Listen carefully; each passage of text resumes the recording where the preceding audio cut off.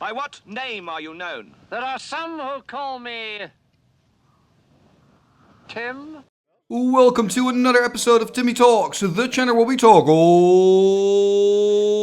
school magic. And today we are back in Zeeland, the Netherlands, for the Seaman Cup. And this is the first edition of this grand tournament. Hopefully the first edition of many more to follow, because I really enjoyed playing at this tournament, streaming from this tournament. So looking forward for more in the future. And today we are going to look at a semi-final match. So it's quite exciting. We've got two top tier decks and top players. We've got Luke, who's playing a counter burn deck, so classic counter burn, blue and red with that little black splash. He's taking on Frank, and Frank is playing blue-white mid-range, a very popular deck for obvious reasons.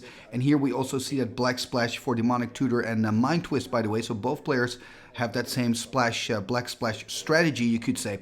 Now, before I dive into the decks, I've got lovely deck photos of both of these decks. First, a quick message from our sponsor, 3for1 Trading. 3for1 Trading is one of Europe's leading Magic the Gathering retailers. Their online shop has a fantastic selection of high-end Magic cards, especially for vintage, legacy, and yes, old school Magic players. They now exclusively offer my community free, fully insured and fast worldwide shipping on all their high-end singles, full sets and out-of-print sealed products. They upload new cards every Wednesday and have weekly sale offers and reductions waiting just for you. Use my code TIMMY to get free worldwide shipping on your first order over $500 or euros. Have fun ordering those cards, and thank you 3for1 Trading for sponsoring this video. And we are back and ready to dive into the decks. I'm going to start with the player on the left, that is Luke. Let's take a look at his counter burn deck.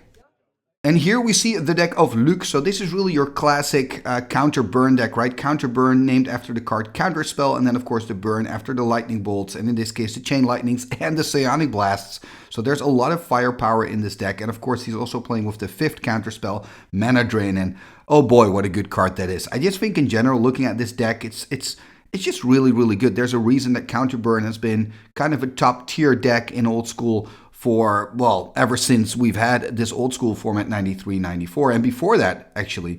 So what we're seeing here, the creature base is also quite aggressive. That really fits with the direct damage strategy. We see 4 Surrender Befriets, of course Mishra's Factories, which I also count as creatures in this case. And then we see 2 Ironclaw Orcs, only 2, not a play set. So that's kind of interesting. A lot of people go for 4 Flying Men and 4 Serendips, or go with 4 Ironclaw Orcs and 4 Serendips. In this case, Luke has chosen to go for 2 Ironclaw Orcs. I think he wanted to make space for those Blood Moons, 2 Blood Moons main. And Blood Moon, of course, is a great card because you know you're going to run into a lot of 5-color good stuff decks, which is another very popular deck in old school. And then, of course, with those Blood Moons, you can punish those greedy mana bases. So Blood Moon can be quite a showstopper, for example, when you're playing against the deck. On the other hand, the deck also has answers to the Blood Moon. So don't get me wrong, Blood Moon is not like an auto win against those decks, but they could be good against 5-colored decks. Then when we're looking at the sideboard, we kind of see the usual suspects, the blue Elemental Blasts. We see the red Elemental Blasts in there, some more burn with the Fireball. We see some Suchis, which is interesting, right? 2 Suchis in the side, or is it just 1 Suchi? It's hard to see. I think there are 2. And one of the things he can do is if his opponent is playing with, let's say, the Abyss, he can board out the Ironclaw Orcs and board in the Suchis, and also board in some extra Shatters when he's playing against an artifact-heavy deck. Okay, so this is the deck of Luke. Now let's take a look at the deck of his opponent. And here we see the deck of Frank. So this is another blue and white mid-range deck. I think this deck is maybe the most popular deck in the format. I sometimes call them blue-white X, and then the X kind of stands for what people do. Like some people decide to also splash in a regrow, for example.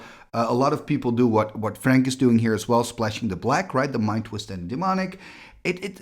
When I'm looking at this deck, I'm looking at the subtle differences. But maybe just first explain why this deck is so popular. It's pretty obvious, because if you play with blue, it gives you access to counter magic. It gives you access to the blue power, which is insanely strong, of course. It gives you access to Surrender Befriet, 3 mana for a 3/4 flyer. Those stats, what's not to love, right? And of course, white can solve your problems.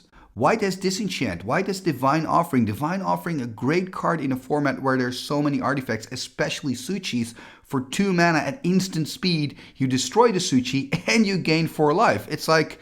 It's the perfect deal. You're almost happy when your opponent plays out a Suchi because you can just feed it to your Divine Offering. It's ideal.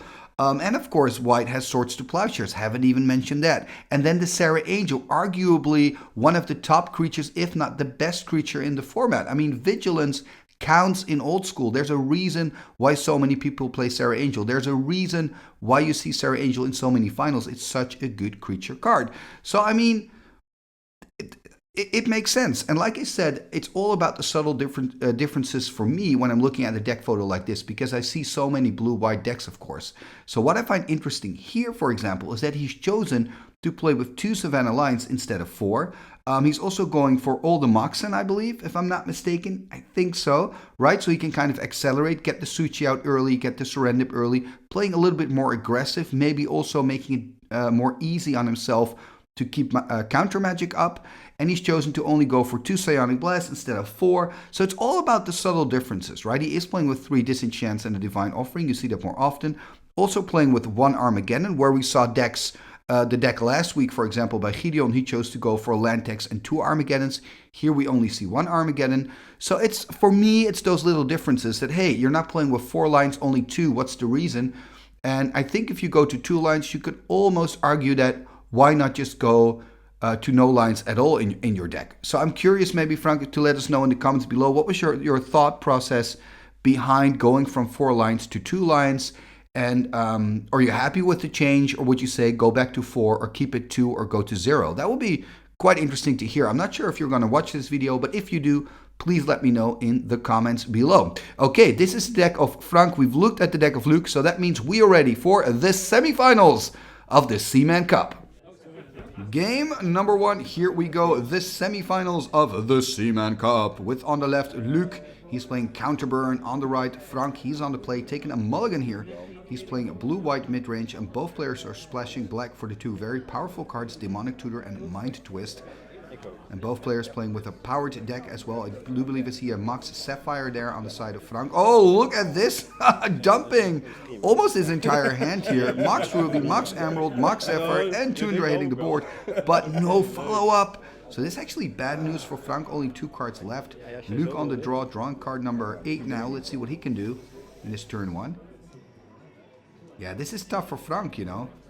Already took a mulligan, probably didn't want to take another one. There's just an island and a pass.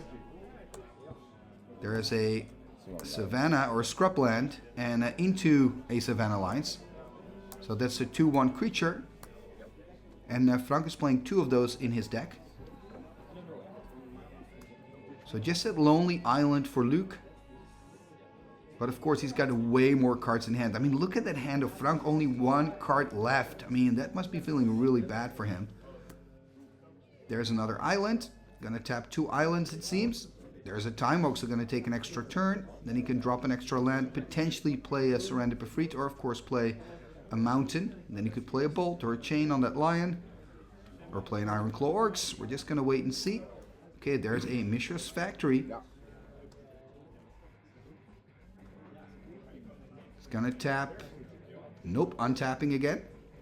Remember, he is playing with 4 counterspells and a mana drain, so maybe he doesn't want to tap out, just wants to keep those 2 blue open. And maybe he says, you know what, I'm just going to take some damage. There's the pass. Second card now drawn for Frank from the top. There's the attack with the 2/1.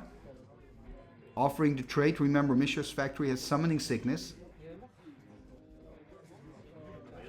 But I think if you're Luke, you just want to take the damage here.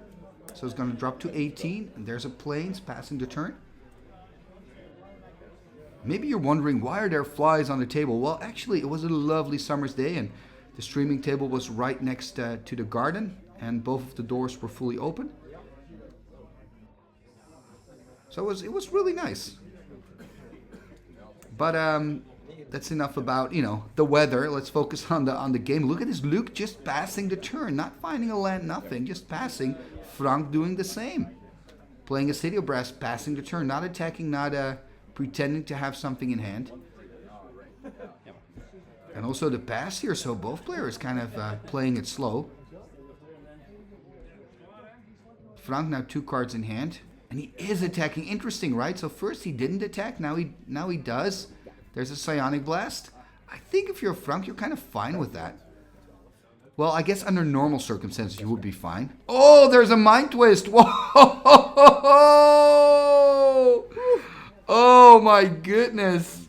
Oh my goodness. And here you can see the price that Luke is paying for playing that Psionic Blast in the combat step. And then, of course, Frank could go in his second main, play that Mind Twist, and now Frank is back in the match. We see a surrender, by the way, by Luke. If Luke would have chosen to just take the 2 damage and fire off that Psionic Blast on end step, life would have looked completely different for Luke. But he didn't, and Frank saw his chance and made the decision. And now casting a Serra Angel. Yeah, it's all of a sudden, it's summer again for Frank. And now it's winter for Luke. Losing that entire hand to that Mind Twist, including his own Mind Twist, that was quite devastating for him. Taking a damage and just passing the turn, yeah, it's looking quite bad. There's the attack with the Serra, taking even more damage, dropping to 11. I'm not quite sure if there's still life on the dice there on top of his deck. I think there is. There's a Suchi. How quickly a match like this can swing, right? I thought Frank was dead and buried. But that Mind Twist got him back in the game, and now some very good top decks for him. Suchi and Serra Angel. And that lonely surrender there on the side of Luke. It's not looking great for him. And he's also missing, of course, lands. He's missed a lot of land drops. Yeah, let's see what he can do. Okay, there's a Badlands, at least giving him access to red. Now he's attacking, kind of indicating that he's got a Lightning Bolt in hand, right? That would be the block and the Bolt. And then he would lose the Serra. I mean, it is a 2-for-1 for Frank. But Frank can also think, you know what, I'm going to take 3. I'm still pretty high in life. And I'm going to attack with my Serra. Exactly, going to go to 16. And now next turn he can attack with the Suchi and with the Serra. That's exactly what he does. Aggressive, aggressive, aggressive. And he's going to block. Are we now also going to see a Bolt? So he's going to go to 6. Again, I'm not sure if there's still life there on the top. He's on 5. I mean, if he's on 5, it could be over next turn already. Because remember, the surrender also deals a damage to Luke. So if Luke's on 5 and if he cannot play another blocker on the board, he's in serious trouble. Needs a Psionic Blast for the Angel. Doesn't have it though, passing the turn. So now if you're Frank, you're going to just attack with both. Then he would go to 1 and die to his own surrender. There's a Swords to Plowshare, so choosing to give some life back. So he's going to go up to 8. Then he's going to deal 8, and that's it. Winning here, game number 1. And boy, what a... That Mind Twist was just insane. I really thought that Frank was dead and buried. But then that Mind Twist came and boom, it changed the entire game. Now remember, this is just the first game. Both players are going to dive into their sideboards and we will catch back up with them in game number 2. Game number 2, here we go. So it's Luke on the play after losing that first one to Frank. Here we see the hand of Luke. Ooh, that's looking quite nice. Mana Drain, Red Elemental Blast. He's got the Max Jet there, enough lands. It's a Bolt. Pretty strong hand. Ooh, look at this double Surrender Befried and that Soul Ring. It's looking quite good. Now, do remember, of course, Luke has that Red Elemental Blast against the first Surrender, I guess. But Luke on the play, of course, he can kick it off here. I believe it was a Mox Jet in hand, right? So there we see a Volcanic. There's the Jet. There's the pass. There's a Tundra. And maybe nice to note that at this tournament it was a very open reprint policy, so you could play with Collector's Edition and International Edition as well. As long as they had the same art, so you can also play with Chronicles, with 4th Edition, with Revised. And let's see what Luke can do here. Can he find, for example, another land and then a Surrender? There's a Badlands. There's a pass. Now do remember, of course, Luke is not playing with a lot of creatures. Only 2 Ironclaw Orcs and 4 Surrenders. There we see a Surrender, by the way, on the side of Frank. Are we going to see, quick Red Elemental Blast taking care of the Surrender Befried. There's the pass turn of Frank again. And remember, this is the semi-final, so there's quite a lot at stake. Frank is already 1 game up. If he can win this, he's going to go on to the finals.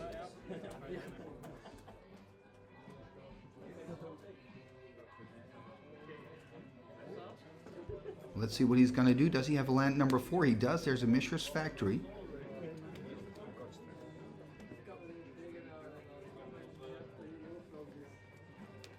And I think he's just going to pass, right? Unless he's got a creature in hand. The thing, by the way, for Luke is he's got the mana drain in hand, but he doesn't have double blues. That's kind of annoying for him. Does have a single blue because of the volcanic island, but doesn't have the double blue. He's going to tap 3. What are we going to see? Oh, there's a Blood Moon. So Blood Moon's going to turn all the lands in the game into basic mountains. That's actually really annoying for Frank. He cannot play out the other Surrender Befried in hand. Now it's completely blocked. So it looks like this is really good news for Luke. Wonder if he's got like an Iron Claw Orc or something to play out. Then he can put some pressure on the life total of Frank. Nope, he doesn't. Just passing the turn. Yeah. This is also a mountain again because of the Blood Moon that's strip mine. And Frank also just passes the turn after playing that land. Another land, a City of Brass. Yeah, City of Brass, also just a mountain. Yeah, this Blood Moon is changing a lot. It's really changing the pace of the game. But of course, Suchi, a great answer to the Blood Moon. You can just play through it. It's no problem. 4/4 creature from Antiquities. And remember, because we're playing Swedish rules, there's no mana burn. Because normally when you destroy the Suchi, you get 4 colorless mana. And if you cannot use that, you take 4 damage mana burn. So it's a very unstable creature, you could say. But now without mana burn, it's quite good. There's the first attack here, putting Luke on 16. And did Luke make a mistake playing out this Blood Moon? Is this Blood Moon going to hunt him? That's the big question. He's not finding any basic lands, no blue mana for him. Again an attack, gonna drop to 12, so that's 8 damage already dealt by this Suchi. Really needs to find a basic land, a basic island, I guess.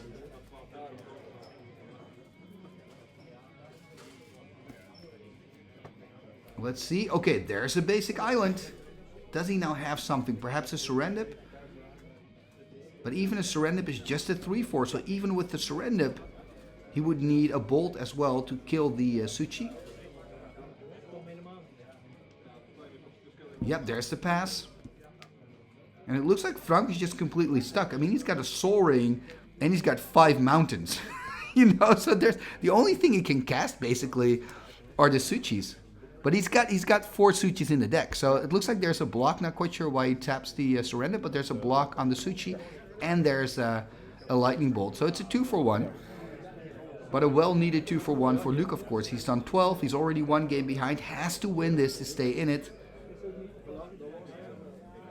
And let's see what he can do. There's another Volcanic. There's a Mox Pearl. That Mox Pearl actually quite useful because of that Blood Moon, right? Gives him access to Disenchant. Gives him access to Swords to Plowshares. There's another pass. Look at this. I kind of feel like the Blood Moon is just as annoying for Luke as it is for Frank. So many cards in hand now, by the way, for Frank. He's thinking about discarding. Does he have to throw something away? Thinking about that, throw away this COP Red. Actually, you can play out the COP Red. I'm really surprised that he's putting this in the bin. He's got the Mox Pearl, right? Why didn't he play out the Circle of Protection Red here? I'm really surprised. There we see a Disenchant. And, I mean, Luke doesn't have double blue to counter this, so it's looking very bad for Luke now. There's the untap. And now he also finds his Mox Sapphire. That is funny, by the way. Now you find your Mox Sapphire. Because I think if Frank would have found his Mox Sapphire earlier, then maybe he could have decided just to keep the Blood Moon on the board, since it's also very annoying for... We see a Red Elemental Blast, by the way, but a Counterspell. It's also very annoying for Luke. So a Counterspell on the Red Elemental Blast, but a Counterspell on the Counterspell. Okay, so this is really your Red Elemental Blast war here in the semifinals. Another Counterspell! Oh, what a battle! And this is, of course, what you get when both players are really saving up their counter magic. Are we going to see another Counterspell? Oh, there's the mana drain from the opening hand. Oh, so eventually, after 3 counterspells, or I should say 2 counterspells of both players, finally the Serendip freeze dies to that Red Elemental Blast. This was pretty epic. And now, of course, it's looking quite good again for Lucas. He can swing in for 6. He's got 3 Mistress Factories there on the board. Wow, this is kind of insane. Ik vond het niet zo super erg. That was a classic counter war. this is gonna hurt. Yeah, I know. I definitely, And I believe that Luke is on 11. I'm not quite sure why that dice is there. I don't think he's on 13. Yeah, But maybe I missed something. Oh, that mana drain. That's of course the mana drain mana he's gonna get. So he's gonna get 2 mana from the mana drain he played earlier. 2 mana over. En dan strip. Yeah. And yeah, this is going to be an interesting turn for Luke. He can use 2 of those mana to animate the factories, potentially lose a factory to the strip, but hey, he's got the strip, let him use it. That would be my philosophy, but perhaps he's got a better option in hand, maybe a Brain Geyser, for example. Talking about a Brain Geyser, I believe Frank still has a Brain Geyser in hand as well. So this is really important for Luke, this moment right here in the game. He's on 11, Frank on 20. Frank as good as tapped out, so he knows he doesn't have to worry about counter magic. He's gonna tap 2. There's a demonic tutor. Ooh, is he gonna find a mind twist? I would look up a mind twist here. Twist the hand of Frank also because he's got no blue open and just played out all his counter magic.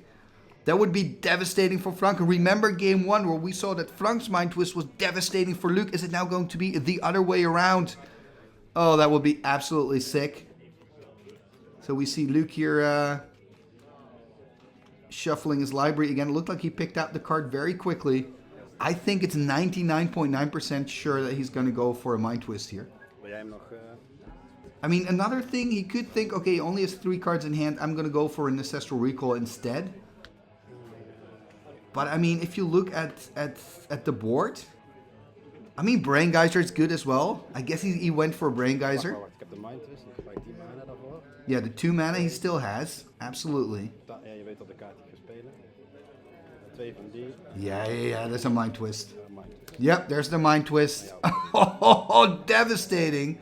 And a good decision by Luke to go for the mind twist and not go for example, the Brain Geyser. Because Brain Geyser would be quite good here as well. But I think it's a good way of analyzing the board situation. You've got those 3 factories. So you know, you're ahead here. Tapping, got to take a damage for that. Exactly, going to go to 10. Attacking for 4, can pump it. Deal 5 in total. That's 5 damage. Quarter of the life gone. Okay, there's of course the strip. Only takes 2. Going to drop to 18. Wow, and this has changed dramatically. That the Demonic Tutor into the Mind Twist, that was the big game changer here in game 2. And it's looking really, really good for Luke all of a sudden. Still has 2 Mistress Factories, so can attack for 4 here. Could put Frank potentially on 14, unless Frank, of course, has an answer in that hand of his. Only has 1 card there, though. There's the attack. Animating, attack for 4. Frank dropping here to 14. Frank finding another card. Hard to see, though. There's a Time Walk, just trying to find something. Basically just cycling the Time Walk away. There's another land. Not too shabby, though, because it is a Mishra's Factory. So that could become a potential blocker. Now do remember, of course, Luke is playing with 4 bolts, 4 Psionic Blasts, and Shatters. So it has quite a lot of weapons against the factory. Again, attacking for 4. And he's going to animate and make a trade. Or are we going to see a bolt? There's a Shatter, I believe. Man, that went fast. So 4 damage for Frank, going to 10. I believe that was a Shatter, because he tapped a red and a blue. There's a Serra Angel. Okay, this is a really good top deck for Frank, but we see a Psionic Blast killing the Serra on end step. And now it's 7 life for Luke, 10 life for Frank. Game number 2, and I have to say I'm really enjoying watching both of these players play. They know how to play Magic. Frank dropping to 6, passing the turn, 7 left for Luke. Luke can attack for 4, put him on 2, potentially kill him with the Chain Lightning or a Lightning Bolt, of course. There's the attack, only 2 measly lives left. Is it the end of the road? No, it's not. Ironclaw Orc hitting the board, passing the turn.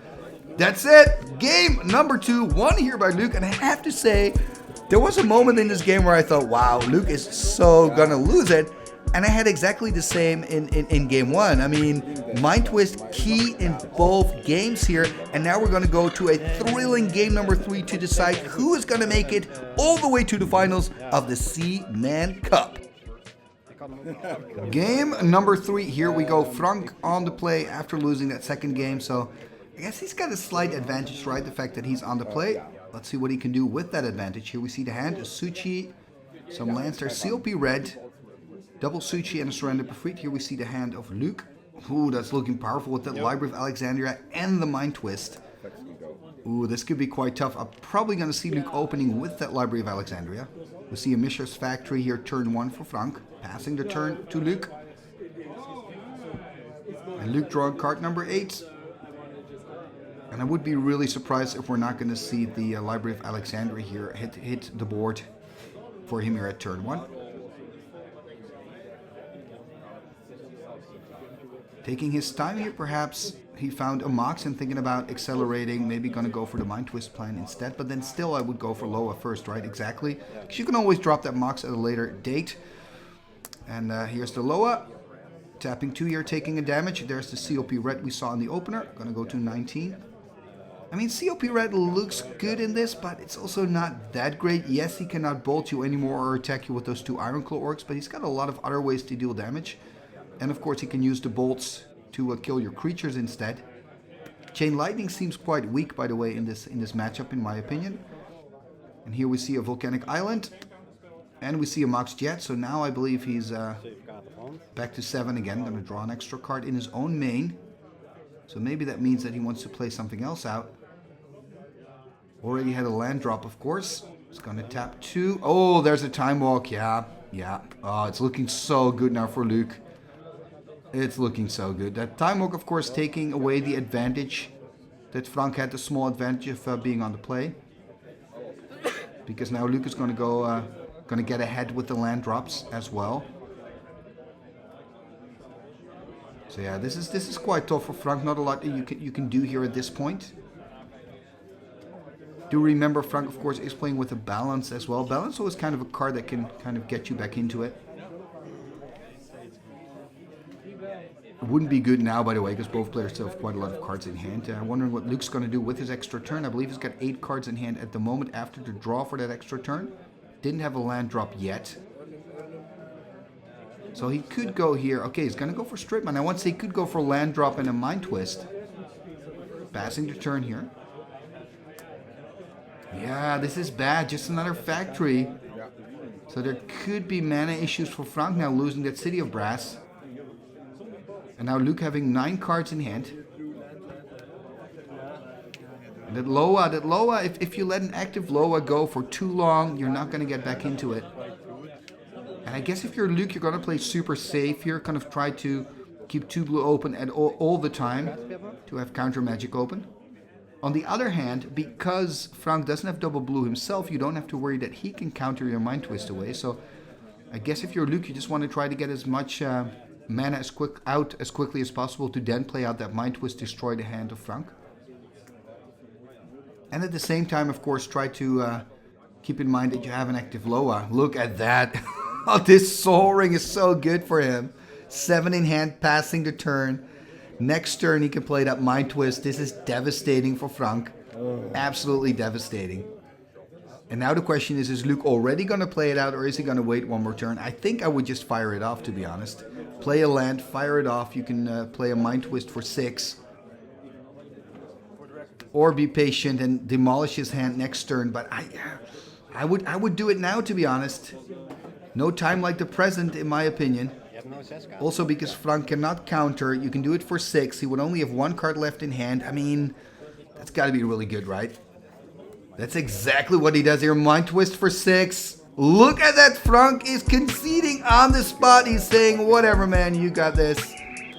There's a you're too far ahead. Did find a strip there eventually, but wow, what a quick and abrupt ending here to game number 3. And that means that we're going to see Luke back in the finals, but that is for our next episode. If you want to make sure you don't miss a thing here, by the way, hit that subscribe button and ring that bell, because then you will be notified at any time that I post new content for you. And like I said, in the next episode here on Timmy Talks, there will be the finals, and that includes, of course, this deck of Luke. So Luke could be our next Seaman Cup champion, but we will find that out in the next episode.